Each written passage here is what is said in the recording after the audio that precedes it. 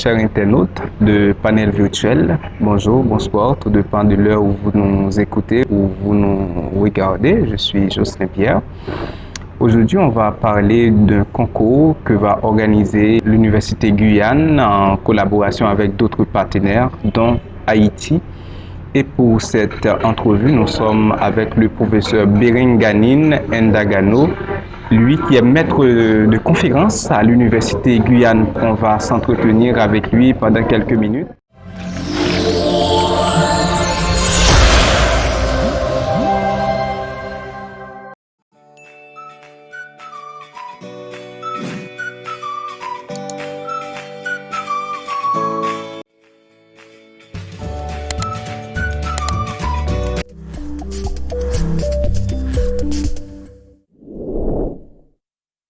Chaque année, au mois de mars, dans le monde francophone, des manifestations sont organisées par l'Organisation internationale de la francophonie OIF, mettant en exergue les valeurs partagées par les pays ayant en commun la langue française, à savoir la démocratie, la diversité culturelle, les droits de l'homme, les droits à l'égalité, entre autres. Dans le cadre de cette émission, nous sommes avec le professeur Biringanine Ndagano. Il va nous en parler un peu plus. Tout d'abord, professeur Ndagano, dites-nous d'où vient l'idée de ce concours.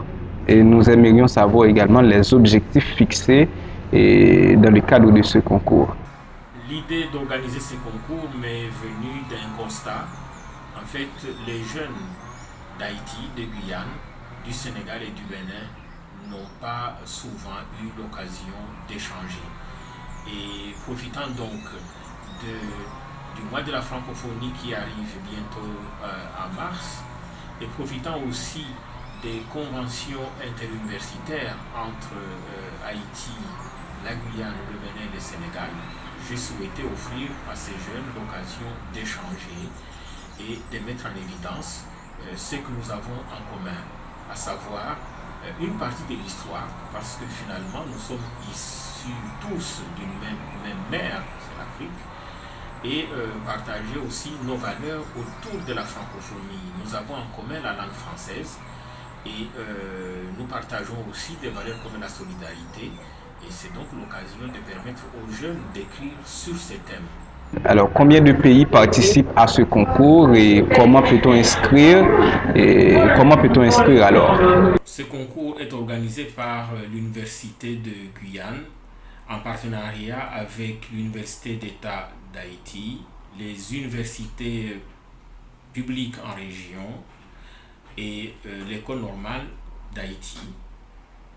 Et pour ce qui est du Sénégal, ce sera avec l'Université Cheikh Anta Diop de Dakar, l'Université Gaston Berger de Saint-Louis, et pour le Bénin, c'est l'Université de Cotonou.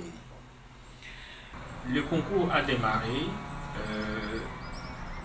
Il suffirait donc aux candidats qui le souhaitent de s'inscrire sur la plateforme qui a été créée à cet effet. Donc ils s'inscrivent d'abord, ils déclinent leur identité et puis ils reçoivent des identifiants qu'ils conservent. Le jour où ils sont prêts pour déposer leur texte, ils vont sur la plateforme, ils rentrent les identifiants et puis ils téléchargent leurs documents format PDF. Est-ce que vous pouvez préciser pour nous les conditions et les règles de participation? Le thème de ce concours, c'est 3 continents et 4 pays et des valeurs en partage. Et le candidat qui souhaite écrire, il rédige soit un conte, soit une légende, soit une nouvelle entre 10 et 20 pages.